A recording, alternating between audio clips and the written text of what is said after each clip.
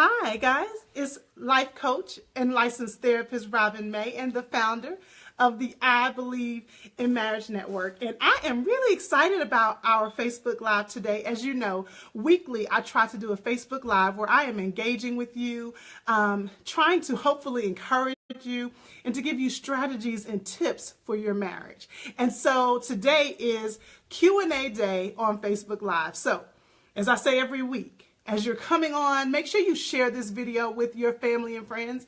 Tell them what I say every week. This is must watch Facebook. So again, today is Q&A day, and I asked you guys to send me questions, and let me tell you, you actually did send me some questions. We have 6 questions that I am going to go over, and hopefully, if I have time at the end of our time together, I'm going to allow you to ask me questions live. And if not, go ahead and post your questions anyway, and I'll answer them once the Facebook Live is over, okay? So we have 6 questions, but before I even get started, I want to say this. I want you to think about your checking account, okay? And I don't care how much you're balling. I want you to think about your checking account, and I want you to imagine if you consistently make withdrawals from your checking account, you never make deposits, you consistently make withdrawal after withdrawal. It might be minor withdrawals. Maybe you're like me, you do Chick-fil-A here and there, you do Starbucks here and there, you might run on over to the mall and grab you something, but you're constantly making withdrawals. Again, you don't have a credit card to back up this checking account. You don't have a savings account to back up this checking account. It's just your checking account. And you're constantly making withdrawals. Sooner or later, I don't know for you if it'll be a year, maybe for some of you ballers it'll be 5 years, but sooner or later, if you consistently make withdrawals, you are going to go into overdraft. That's what happens in our marriages. If we are consistently making withdrawals, and here's the thing, we are human. And so because we are human, you're going to make some withdrawals. Maybe you have a big project going on at work, and so you're not able to spend as much time with your spouse as you normally do. That could be a withdrawal. Maybe you have been really frustrated with the kids. They've just been wearing you out, and inadvertently you take it out on your spouse. That's a withdrawal. Maybe you've been feeling sick lately and you just haven't had the time to really cater to your marriage. That's a withdrawal. Because you are human, you're going to make a withdrawal. But if you have enough deposited, then the withdrawals will not send your relationship into overdraft. Let me give you an example. My husband and I have been married approximately, gosh, I wish I could do the math real quick. We had been married approximately 13 years, maybe 12 years, when my husband was named the CEO in our area. It's kind of like the mayor of our county. And that required a lot of his time, a lot of his attention. Now, he did a really good job of still making sure he nurtured our family and made sure he took care of our family. But there was a lot of time that he was occupied with the CEO world. But I would tell people all the time, he had made enough deposits into our marriage that during that time, our marriage did not go into overdraft. So I want to make sure you're making deposits, and I am providing you an outlet to do just that. If you haven't already, I want you to join me on the Love Challenge. Go to IBelieveInMarriage.com/Love Challenge. I am personally going to walk with you as we both make deposits into our marriage. You can do it by yourself solo. Hey, I'm doing it by myself. My spouse is not doing it with me. You can do it by yourself solo, or you can do it together as a couple. But I want you and your spouse to make deposits into your marriage. Again, go to IBelieveInMarriage.com/Love Challenge. Yes, we've already started. But if you're just joining in right now, even if it's just 2 days left in the challenge, we're going all the way to February 14th. So even if you're watching this and you're like, it's only 2 days left, still join in with us, because you'll still get all of the information on the back end. So go to IBelieveInMarriage.com/Love Challenge. Okay. So I have my trusty notes right here in front of me because I want to make sure that I'm answering all the questions that were sent to me. Well, there are a few that I didn't have a chance to go over, but I'm going to email those people personally. Some of you know who you are, and I'm going to answer those questions. But to as many of y'all as possible, I'm going to answer these questions. So I chose 6 of them, okay? Now, the first question I'm going to answer was sent to me more as a comment, but I'm going to give you what she shared, and I want to expound a little bit on it, okay? So here's number 1. She said, Robin, you shared that it only takes one. She was watching a previous video and it was on, can a marriage really survive infidelity? And she said, Robin, you shared that it only takes one, but it feels like it takes two people to really make a marriage work. And you said it only takes one. And so I want to expound on that a little bit like I did in the video. So here's the deal. Are you looking at me? Ultimately, it takes two to make a marriage work. That's just the bottom line. Ultimately, it takes two. But I really hope you get the heart of what I was saying. It only takes one person to get the ball of progress moving. It only takes one of you to get the ball of progress rolling. If one of you would commit to making some changes, I cannot promise you that your marriage will turn around. But what I can tell you is that you can try and then watch what God does. Okay?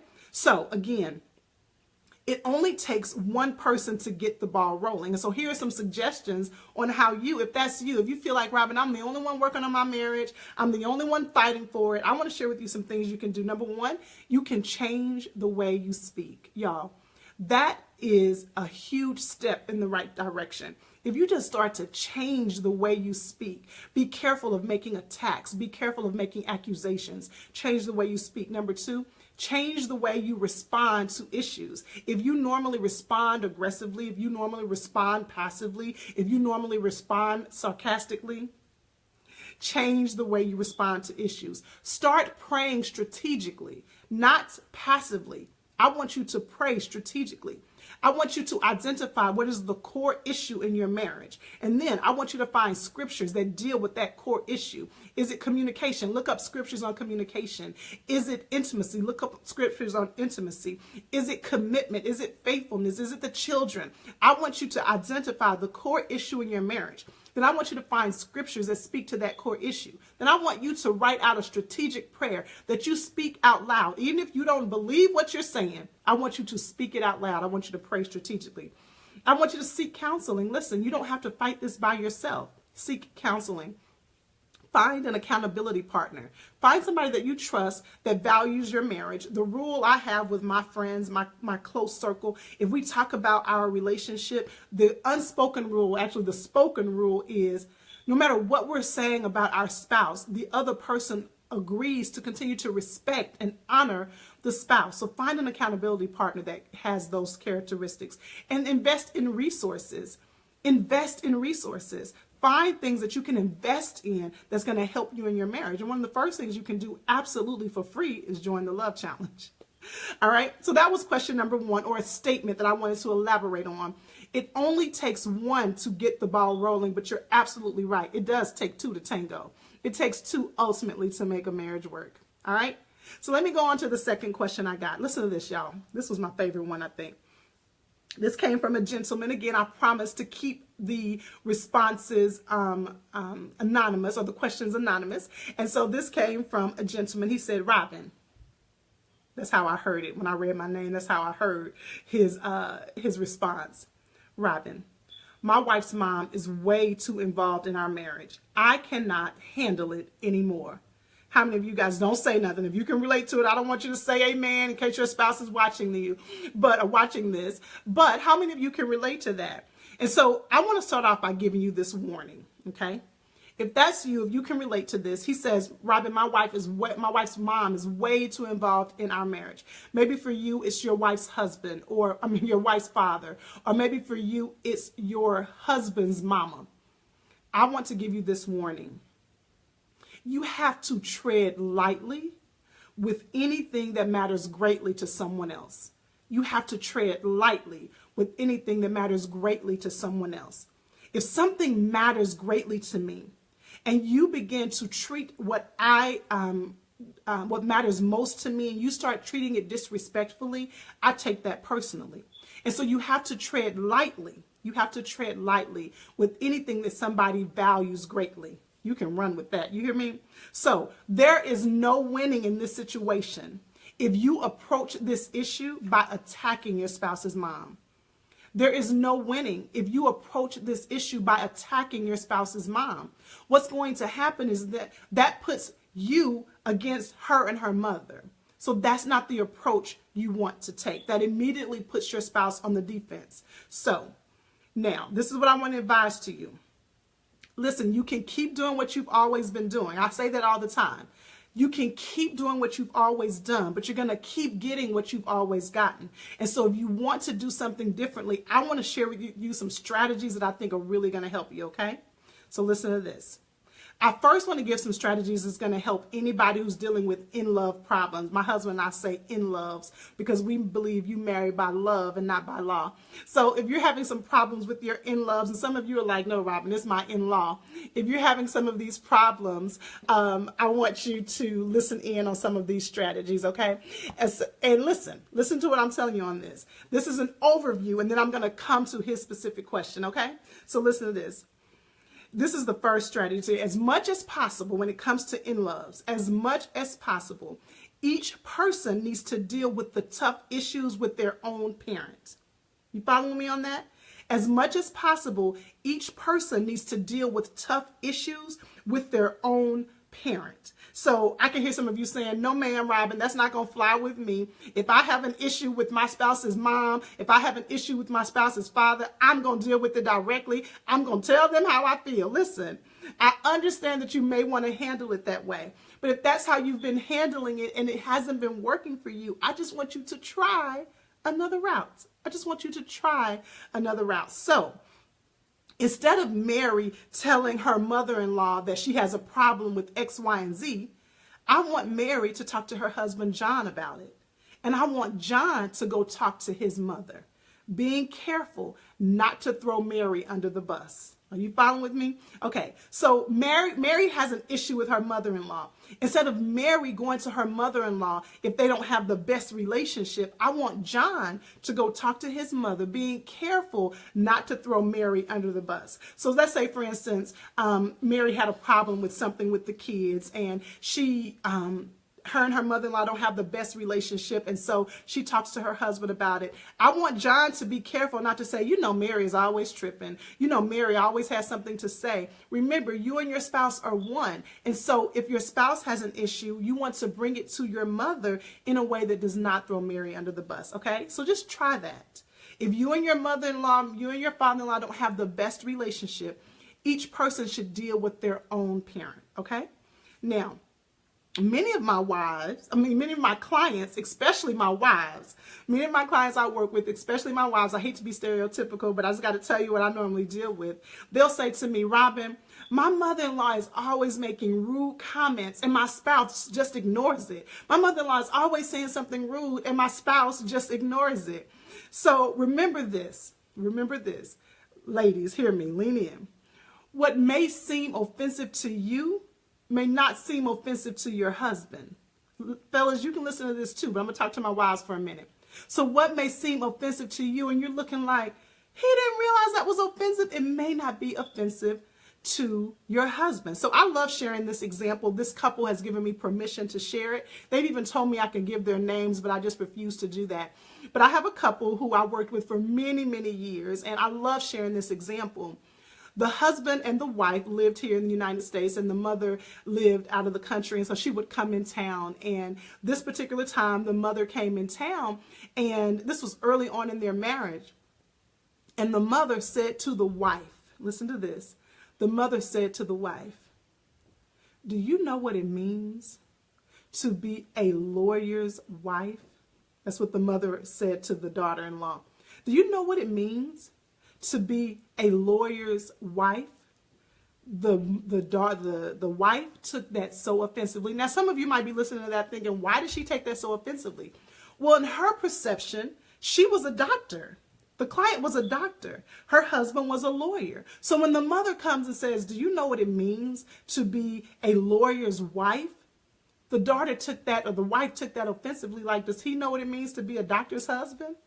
But she could not understand why her husband did not find it offensive. Her husband was like, what's the big deal? And so what I had to coach them through is, it's not a matter of him agreeing with you that it was an offensive statement. He needs to agree with you that it was offensive to you. She wanted him to clearly see it her way. And I had to coach them through, listen, he may never agree that his mother was being rude in that moment. But what he can agree on is that you were bothered by it And so he is going to address it. Okay? So this is how you do that. If you can relate to that scenario, this is how you would address it. What you want to do is you and your spouse want to come up when y'all are cool, when y'all are chilling, when y'all are not angry with one another. You want to come up with a key phrase, because again, in that moment, you might be looking at your spouse like, are you going to come say something? Are you going to rescue me from this situation? Are you going to deal with that? And your spouse could be clueless, going on do-do-do, not thinking it's a big deal, and you're sitting over there offended. And so what you want to do is come up with a key phrase. And this strategy can help you with a lot of different scenarios, but you want to come up with a key phrase. So what this couple came up with, the wife, whenever the mother would make a comment that was offensive to her, the wife would say, hey, baby, I'll be back. I'm going to put a load of clothes in the dryer.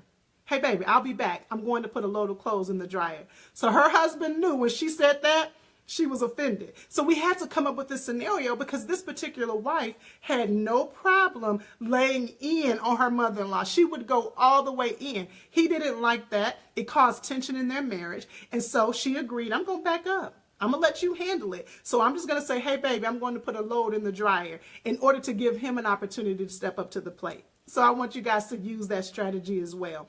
Now, here's the deal with that strategy. Do not abuse it. You got to pick your battles. You got to be wise. You can't, every time your mother-in-law says something or every time your father-in-law says something, you can't, I'm going to put a load in, I'm going to put a load in, I'm going to put a load in, because it begins to water down your feelings. So I want you to be careful with the strategy, but I want you to use the strategy, okay? All right. So let me see. So then I wanted to go ahead and answer this specific question that came from this particular gentleman. He said, Robin, my wife's mother is too involved in our marriage. Okay. So I want to answer that directly.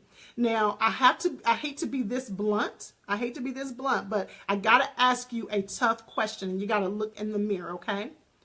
I want you to make sure that you are treating your spouse honorably. Okay. I want to make sure that I want you to ask yourself this tough question. Are you treating your spouse honorably? Does her mother feel a need to intervene? Now, before you jump on me, I'm not saying that that's necessarily right, but we are human, and you know that moms are protective over their children, and I'm not saying that it's right, but if you are being disrespectful, if you are being unfaithful, if you are being abusive, then she's going to feel that she has the right or the need to intervene. So I want you to first ask yourself the tough question.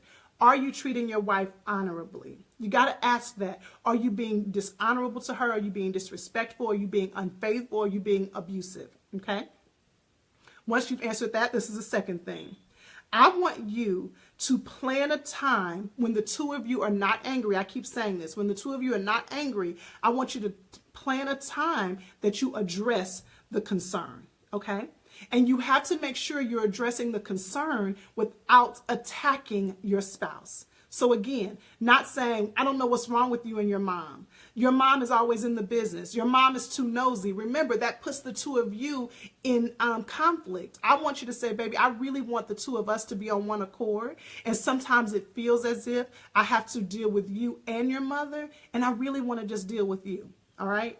And here's the third thing I want you to do. I want you to find a book, a resource, go to a retreat, go to a conference, because often those issues are addressed. And sometimes it's better to hear it from a professional than it is to hear it from your spouse. So if you're making a concerted effort to make sure you and your spouse are going to marriage retreats, marriage conferences, if you bring a book to your wife and say, honey, let's read this book together, I can almost guarantee you she's not going to deny you on that. And many times these issues are addressed in retreats and in books. And a lot of times it's easier to hear it from a professional than it is to hear it from your spouse. So I want you to try those strategies. Now, before I get off of this question, I want to add one more point to this. Often we deflect the issue from where it is. And you're saying your wife's mom is too much in the business. But I want you to realize the issue isn't your wife's mom. That's not the real issue. The real issue is that your spouse has not understood or is not willing to understand appropriate boundaries and the importance of leaving and cleaving. So you want to make sure that you're not making it an issue with her mom. The issue is with your wife, who is an adult woman who has to learn how to create appropriate boundaries. All right? All right, if you're just now logging on, thank you for joining us. And I want you to remember, I'm putting a pause here. Remember that it's critically important that we invest in our marriages. And I want to help you do that absolutely for free. So make sure that you are joining me on the Love Challenge. It has already started, but we're going all the way to February 14th. 7 full days of investing in our marriage. Go ahead and go to IBelieveInMarriage.com/Love Challenge to check it out. All right, so let me tell you the third question we got here, okay? This is from another fella. I love getting questions from guys. I just really get excited about that because I love to see men who are concerned about their marriage. So listen to this. My wife and I can't have a simple conversation without it resulting in an argument. How I handle it now is I just avoid having any long conversations with her. Do you have any thoughts on how I can handle this, although I feel like I've tried everything already? Fellas, can y'all say amen? How many of the fellas out there are saying, amen, brother? Listen, I want to start out the gate telling you I get it. Okay, listen, I have an analogy I want to use with you. I'm going to tell you this. Don't be like Shaq. Now, I know some of y'all are like, well, Robin. Some of y'all who know me are saying, don't go there, Robin. You don't do sports analogies well. And then others of you are saying, what in the world is she talking about? Don't be like Shaq. Now, I'm throwing that out there. I'm not going to explain till I finish the end of this question. That means you got to listen all the way through to see how I'm going to bring it all together, okay? All right. So I hear this question a lot from men, if I'm honest. And in my counseling and my coaching, I do 3 things. I empathize, I normalize, and I strategize. And so I want to start with that. I want to empathize with you because you're not dealing with this by yourself. I hear men tell me this time and time again. And if I'm honest, my husband has probably said the same thing to me. So men tell me all the time that they try to be super careful about what they say to their wives because it could end up on a landmine. Like guys often tell me, Robin, I feel like I am trying to avoid landmines all the time. And so I don't know what to say or what not to say because we'll be talking about the last episode of a TV show, and the next thing we know, we're talking about our marriage and she's mad at me. So I'm often trying to avoid landmines. But what I want you to understand is that you've got to do something different. You can't just walk away and avoid conversation. And people often sit on my couch and they tell me, Robin, we're having issues in our communication. And I look them in the eye, like I'm looking you in the eye, and I'm asking you to lean in and hear me. I have a whole program on this, but I want you to hear me. I'm going to give you these nuggets right now. When people sit on my couch and tell me, Robin, we're having issues in communication, I hear them, but I realize there's so much more going on. Often, we think the issue is with our communication, but that's not really the issue. There's so much more going on. And most of the time, when you have challenges with communicating with your spouse, the real issue is that you and your spouse have connection issues. There is an issue with your connection. And let me tell you, your connection is impacted when there is an underlying, or I like to call it an undercurrent issue that has not been addressed. And many times, y'all, because we're going so fast in our life, we have so many things going on, there's so many things pulling at our attention, we haven't taken time to just pause, to be quiet, to listen to our own life and figure out what's really going on. Y'all, I had to do that myself. There was a season in my marriage where just about anything my husband said annoyed me. Anything he said would agitate me. Anything he said would set me off. He had no idea what was really going on with me. He would be talking innocently and I would be snapping during this season in our marriage. And I realized there was an undercurrent going on. There was an unresolved issue. And because I had an unresolved issue, it was building resentment. And so no matter what he said, y'all, it went through my filter. And by the time it got to me, I was totally annoyed with whatever he had to say. So remember, this gentleman said, Robin, every time my spouse and I talk, it ends up in this huge argument. So I just decided not to have any real conversations with her. That's not the answer. The answer is you got to get to the bottom of what's really going on. The two of you have to clean your filter. You have to figure out, is there an undercurrent? Is there an underlying issue? Is there an issue that has not been resolved that is causing us challenges in our communication, okay?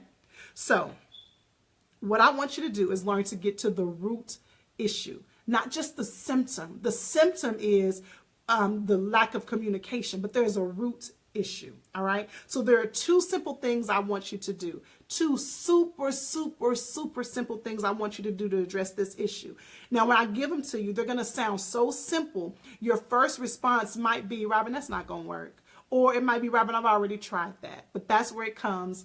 Don't be like Shaq. Okay, I'm going to take a deep breath and I'm going to try to do this analogy, okay? All right. So many of us know, even if you are not a super fan like me, I'm not a super fan, but many of us know that Shaq had issues with his free throws. Most of us know that. He was just poor with free throws. Well, one time he was interviewed by Business Insider, and they asked Shaq, why didn't he try the underhand way of throwing free throws? You know, instead of doing it like this, why didn't he do it like that? Y'all like that? Y'all like how? Versus, yeah, okay. So anyway, and they asked him why he wouldn't do that. Let me tell you what Shaq said. He says, because it's boring. So the Business Insider said, but it's been proven effective. And Shaq said, no, not really. Just because a couple of fellas did it, it doesn't mean it's effective. Well, the Business Insider was really confused. He said, listen, Rick Barry swore by it, and now he's the fourth best free throw shooter in the NBA. This is what Shaq said. Listen to this. Shaq said, I told Rick Barry I would be okay with being a 0% shooter before I tried the underhand. He said, I'm too cool for that. Shaq said, I'm too cool for that. Y'all, he wouldn't try a different approach because he was too cool for it. So remember, I told the gentleman who sent that question, don't be like Shaq. And so I was talking to my husband about this analogy, and I want to read verbatim what he said. Listen to this. My husband said, I think most men can completely understand why Shaq said that.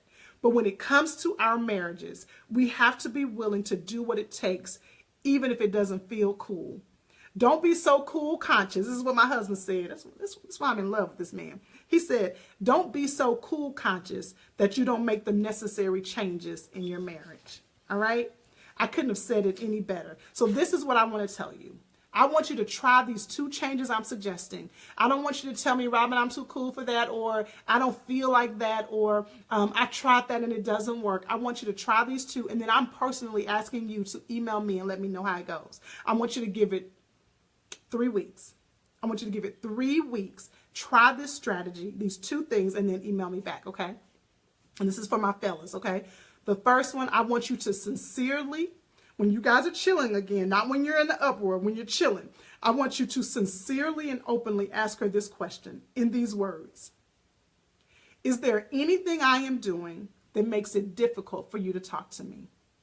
Now, again, you guys have to be chilling. Y'all are not in an uproar. You're not angry. And I want you to turn to your wife and say, babe, honey, sugar, lover, whatever it is you call her. And I want you to say, is there anything I am doing that makes it difficult for you to talk freely with me?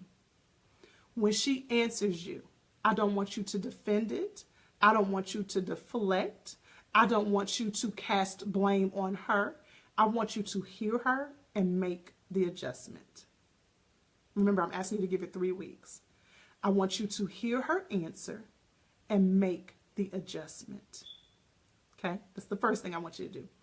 The second thing I want you to do might be a little bit more difficult, but over the next 3 weeks, I want you to pay close attention to your communication with your spouse. Again, you're making some changes, and I want you to try and objectively identify the pitfalls. What happens? Do you guys start going into a rabbit trail? You're talking about this, and then you go down a rabbit trail. Do you get defensive? Does she get defensive? Do you begin to make accusations? Does she make accusations? Do you guys take little digs at one another? I want you to objectively pay attention to the communication challenges and identify the pitfalls. And the next time y'all are in a good place, I want you to point it out. So, for example, you know, babe, I really want us to have a better time in communication. I'm really trying to make some changes. But it seems like often when we talk, we make jabs at each other. So I want us to try not to make jabs at each other. I want you to try that for 3 weeks. Okay? And I'm asking you, email me. Try it and email me. Don't be so cool conscious that you won't try it. All right? So I told y'all we have 6 questions. I've already gone over 3. Here's the 4th one. The 4th question I got, this is Q&A day for our Facebook Live. The 4th question I got was, Is it wrong if my spouse and I have two separate checking accounts? Is it wrong if my spouse and I have two separate checking accounts? Oh, y'all, this is one of those hot button issues that people get really upset about, really offended about. I've probably had really heated conversations with the people that I'm super, super close with about this topic. But this is what I'm going to tell you. I work very hard not to tell couples what is right or wrong for their marriage unless it's a clear biblical mandate. So it's going to be very rare that you're going to hear me say you shouldn't do this unless it is a clear mandate or is clearly against a biblical principle. Okay, so I'm not going to tell you whether it's right or wrong. And remember, I've talked a lot about you and your spouse need to operate your marriage based on principles and not preferences. And I need you to hear me. Marriage experts, therapists, and coaches, and all of these people you see on Instagram, and all of these people you see on Facebook who are telling you what you need to do in your marriage, including me. We all have to be careful that we do not project what works in our marriage as the gold standard. That's dangerous. We have to make sure that we're not projecting what works in our relationship as the gold standard. It's one thing to use your marriage as an example. It's another thing to use your marriage as the gold standard. That's when you get in trouble. So how Lee and I handle our finances is customized for our marriage. For those of you who don't know me, my husband's name is Lee. And so what works in our marriage is customized for us. So I wouldn't tell you what you have to do according to what we do. But on the surface of your question, I do not believe that it's a matter of right or wrong when it comes to you and your spouse having the same or separate checking accounts. There are many couples that have found different things that work for them. But here is the principle. God calls us to operate as one in our marriage, and that includes our finances. And often, God does his greatest work when it comes to our money, because our money is connected to our security. So I'm going to give that to you again. God calls us to be one in our marriage, and that includes our financial resources. And many times, God does his greatest work when it comes to our money, because that's where our security lies. The Bible says, where your treasury is, there your heart is also. Where your treasury is, there your heart is also. So what I would encourage you and your spouse is to ask yourselves and pray earnestly to determine if the two of you are operating as one when it comes to your finances. Now, whether or not you have 10 checking accounts, 10 savings accounts, all of them together, all of them are separate, the question is, are we operating as one when it comes to our resources? Where my treasure is, there my heart is also. Where is my treasure when it comes to my marriage? So that's what I would encourage you to consider. All right. If you're just now joining, I'm going to tell you again all about the Love Challenge. I am committed to partner with you personally. And during the Love Challenge, we are praying every day at 8 a.m. We're checking in every day at 12 noon. I am committed to helping you get out and stay out of the roommate zone. The Love Challenge goes till February 14th. It's not too late for you to join. Even if we got 2 days left, you'll get all the information on the back end. So go to IBelieveInMarriage.com/Love Challenge. All right, y'all, we only have 2 more questions, all right? This was a tough one. The young lady said, Robin, when does the shame, hurt, anger, etc. of infidelity ever go away? When does the shame and hurt and the anger of infidelity go away? And how do you truly, truly let it go?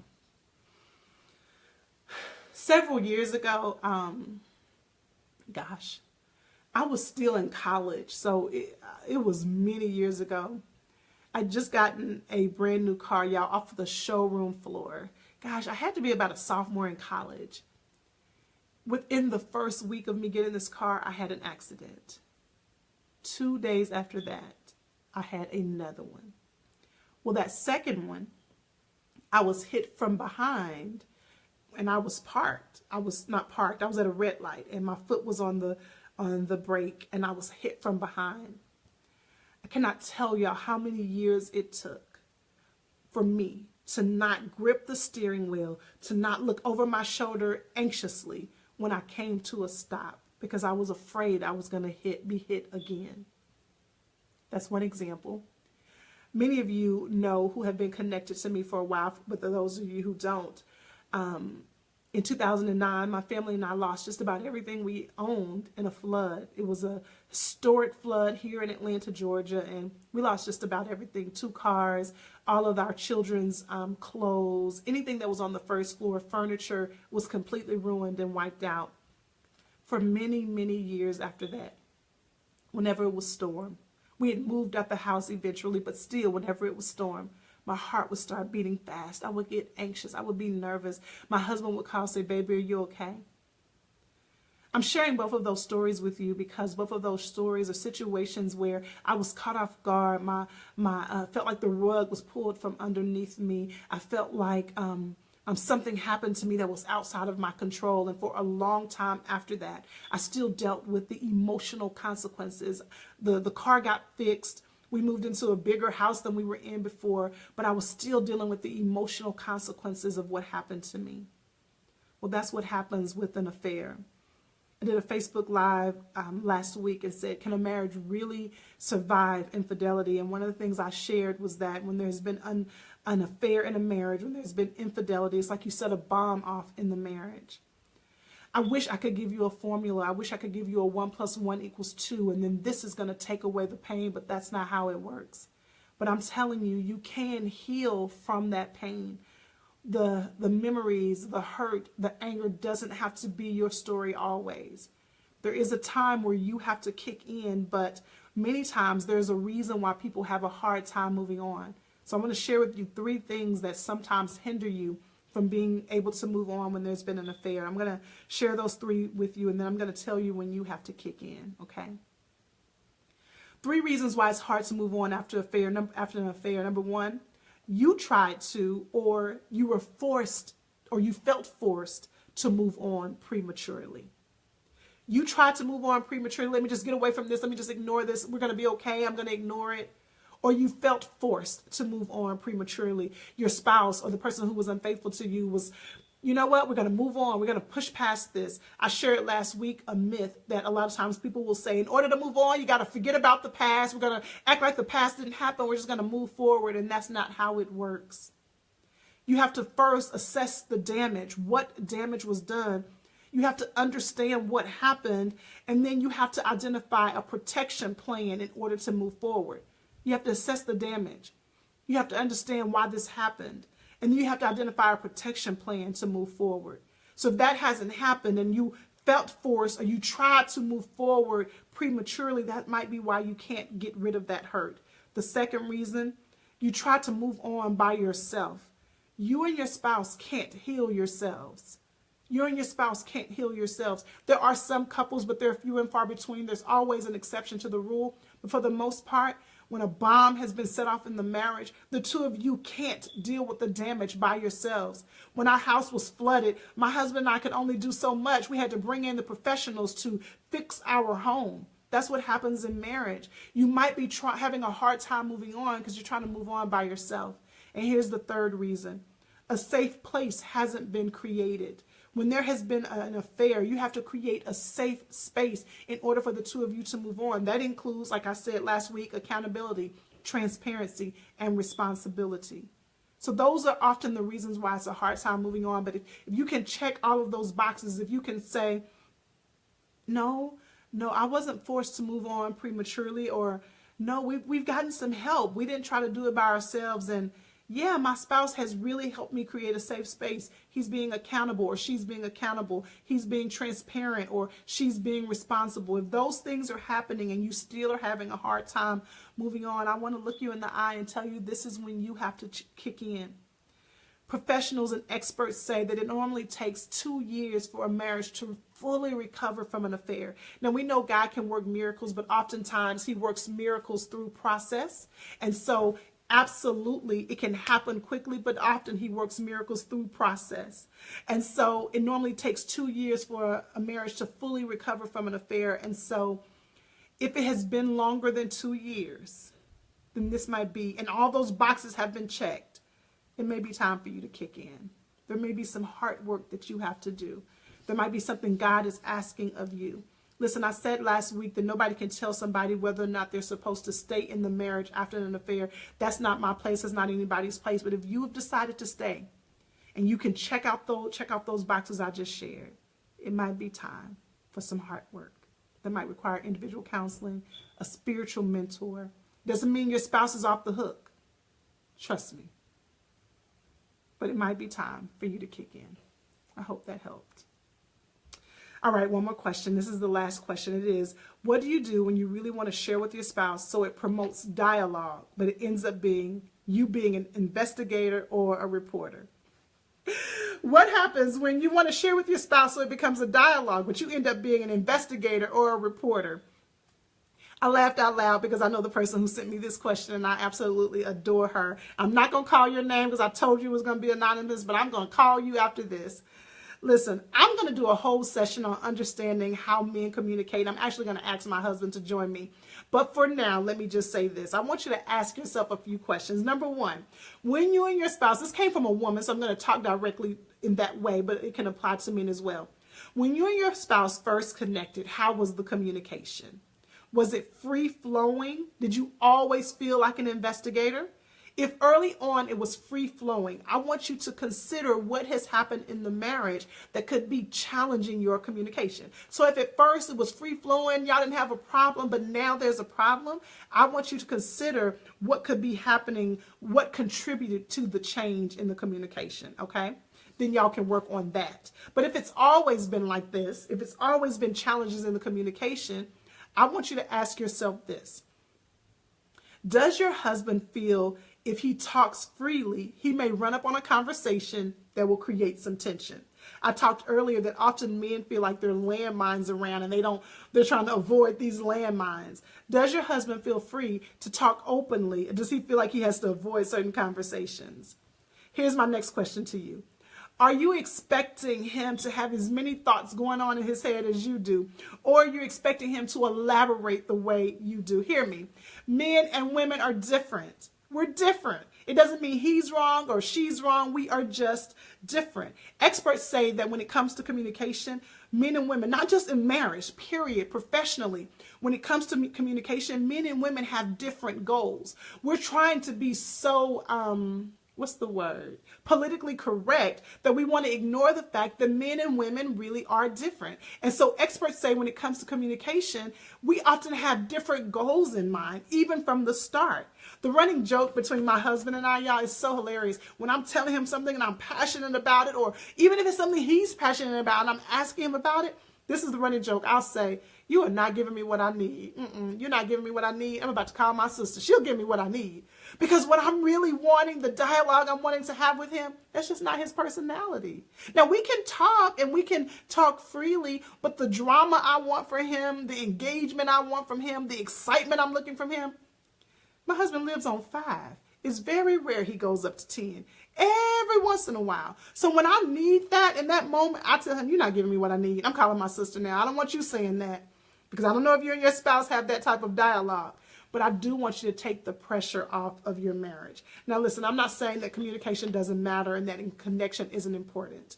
But what I am saying is that we need to understand that we are simply different and we have to manage our expectations. All right. Now, one thing I will tell you, to learn to ask open-ended questions. Don't you dare ask yes or no questions because he's going to give you a yes or no answer. Ask open-ended questions, then maybe that will help you produce more of a dialogue. And make sure he's not getting set up. Make sure you're not asking him something that's leading to something else where he's on guard like she's trying to catch me. Okay? All right, y'all, that was our Q&A day this Friday. I hope you enjoyed it. If you have any other questions for me, send them to contact@IBelieveInMarriage.com, and I'll make sure that I answer them the next time we do Q&A Friday. Share this video. Tell people this is must-watch Facebook. Share the video and go to IBelieveInMarriage.com/love challenge to join the challenge. I'll talk to y'all soon. Bye.